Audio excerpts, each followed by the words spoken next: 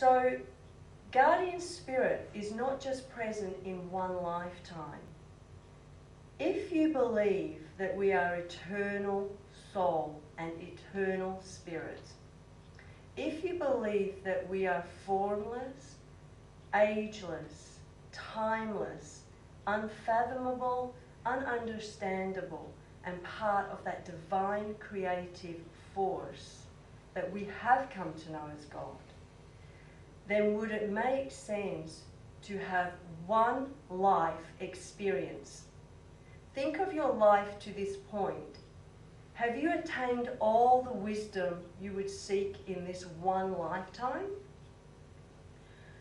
Would it not make sense that you would have a process of lifetimes, which you would build the experiences, but most importantly, you would build your reaction point to the experiences, your emotions, your connections to those who are working with you on the earth plane? Would it not make sense that there would be a divine plan that would be stretching out through the winds and whispers of time? Would you not think for just a moment that you are the sum total in this present moment experience of that wisdom that you have experienced over many, many physical incarnations? Would you be able to truly bring every aspect of that learning process and encapsulate it in this lifetime? I actually don't think we could manage that. So there is a system and a process, and this system says that when you come into an earth situation of lifetime, it is a script, and there is an architect to that plan. That architect is spirit, infinite spirit, and there is a divine aspect of that spirit individualized in the incarnation. Now that individual incarnative spark is connected to that source energy, and all of the experiences, very much like the internet, is uploaded into the main framework of intelligence. So you decide as soul to come in and have a physical incarnation. Now we must have those who we will share that time with, and the thread for that lifetime. What will I work through? What am I continuing on this journey? Put the pieces into the puzzle, and the contracts, agreements, arrangements, and the heavenly angels that come in to be a part of that plan. We are all that to each other. Now, as we incarnate, we bring that awareness in, but we cannot remember it, because if we remember that, what would be the purpose to the experience of life? You would remember every aspect that you were coming in to work through, and so the life would serve no purpose. So you must drink from the river of forgetfulness, and that is where individual consciousness is born and created. Your guardian spirit comes into the earth as a part of your soul and spirit. There are many lifetimes that you have lived, and that lifetime experience, think of it like a wardrobe, and all of the different costumes hanging up in that wardrobe. And all of those costumes are a process of many incarnations, and all of that wisdom that has been encapsulated. And that guardian spirit says, I will come in to guide you, for I have the wisdom that is connected to this life. Who better to take care of you than your own spirit? Who better to know your path than that divine aspect of who you are, that intelligence of God?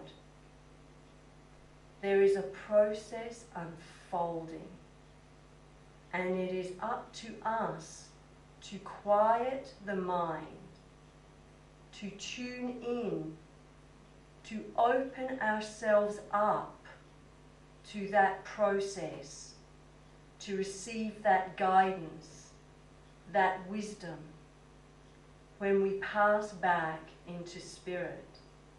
Do you really think there are the lords of karma that are waiting to judge you? What would be the purpose in having some external being give you ticks and crosses as to how well you fared on the journey?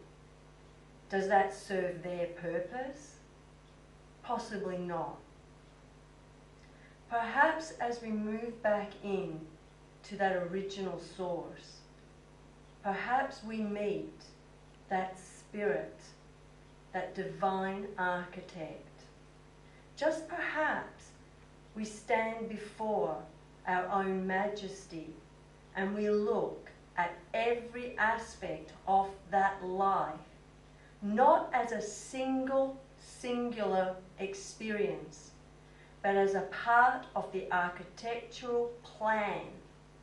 Just perhaps we see the sum total of why we chose the incarnation, why we had this experience, the people we would meet, and what if it wasn't about us?